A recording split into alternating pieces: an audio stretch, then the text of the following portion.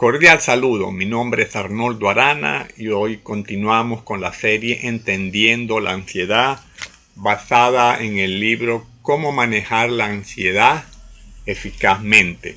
Y en esta ocasión quisiera conversar acerca de la relación que guarda la ansiedad con nuestra gestión emocional.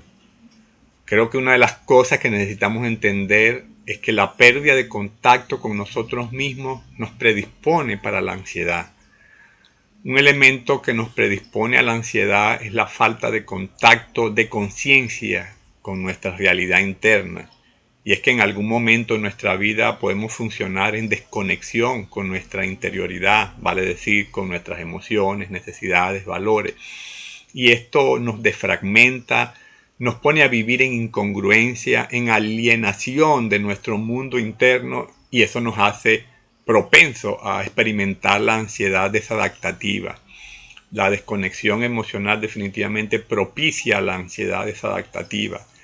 La tendencia a desconectarse de las emociones, bien por anestesia emocional, por represión de las emociones, por resultarnos amenazantes algunas emociones o algunas situaciones, por faltas de recursos de gestión emocional, especialmente con las emociones que se experimentan en forma desagradable, tales como el miedo, la tristeza y el enojo. Y esto se traduce en mucha presión interna, pues las emociones claman por una resolución, buscan expresarse, y si no logran expresarse hacia afuera a través de la forma natural como el llanto, la risa, la palabra, la acción, ellas se van a expresar hacia adentro y va a buscar formas creativas de expresarse, como por ejemplo la ansiedad desadaptativa. Y si las emociones en todo caso no logran expresarse en forma natural, pues van a buscar otra forma de expresión. Y este esquema de gestionarse emocionalmente hace brotar la ansiedad como una fuerza que nos empuja a atender la necesidad de sentir que hemos reprimido. En el fondo, la ansiedad, más que una emoción, es el resultado de no vivir plenamente las emociones. La ansiedad se relaciona con la pérdida de la capacidad de experienciar y sentir las emociones. De allí el valor de tomar conciencia de nuestras emociones y permitirnos vivirlas como base para gestionar nuestra vida, las circunstancias que vivimos y por supuesto la ansiedad. Pero cuando nuestras emociones no logran expresarse adecuadamente, entonces creamos el espacio para que la ansiedad surja como una respuesta ante ese estado de represión de las emociones. Cuando nuestras emociones, por el contrario, se integran en nuestra conciencia y las gestionamos adecuadamente, no tiene cabida la ansiedad desadaptativa.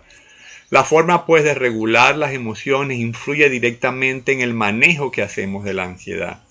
La ansiedad surge, pues, como un lenguaje extremo y desesperado del organismo para permitir que surjan las emociones que hemos enterrado. De esta forma, la ansiedad se convierte en la descarga de todas las emociones acumuladas y no expresadas. Y es que la represión emocional es violencia contra nosotros mismos que se manifiesta en el cuerpo. Se manifiesta, por ejemplo, en los malestares corporales y los dolores crónicos como contracciones musculares, dolor de cabeza, etc. Se manifiesta en la rigidez y tensión de nuestros músculos, que son verdaderos órganos de expresión, en la torpeza de nuestros movimientos corporales continuos y compulsivos que se atropellan, como por ejemplo frotarse las manos, tocarse el cabello, morderse los labios, cruzar los brazos, entrecejo fruncido, comerse las uñas, cruzar las piernas y mover los pies, etc. Se manifiesta también en los gestos encubridores, máscaras que utilizamos para pretender esconder lo que sentimos, como gestos tranquilizadores, pero que terminan siendo delatadores por estar llenos de contenidos ansiosos. Se nota también en la actitud corporal que expresa inhibición de movimiento y que hace lucir el cuerpo como acartonado. Se nota en el control postural inconsciente que fingimos y que a la larga resulta cansador, agobiador y doloroso. Se nota en las formas estereotipadas que se adoptan como forma de aparentar fortaleza ante la adversidad y demostrar seguridad, pero que son puro disimulo, puro guardar las apariencias, como por ejemplo el tórax hinchado, los hombros elevados, las rodillas rígidas, inflexibles, rostro tenso y austero. Se nota en los síntomas fisiológicos que acompañan la ansiedad, como palpitaciones, sensaciones de ahogo, etc. Además de notarse en las manifestaciones emocionales como nerviosismo, mal humor, irritabilidad, impulsividad, aprensión, etc. La ansiedad pues tiene un lenguaje no verbal delatador, imposible de ocultar, y nuestro lenguaje no verbal evidencia la ansiedad. Y lo más preocupante es que estas manifestaciones se convierten en hábitos posturales que refuerzan y mantienen la ansiedad. La conclusión es que necesitamos sentir, expresar y hablar más de nuestras emociones, de nuestros miedos, nuestros dolores, tristezas y angustias, que quejarnos y hablar de nuestros síntomas físicos. La realidad es que el dolor emocional causa dolor físico, por lo tanto, necesitamos atender y prestarle atención a nuestras emociones.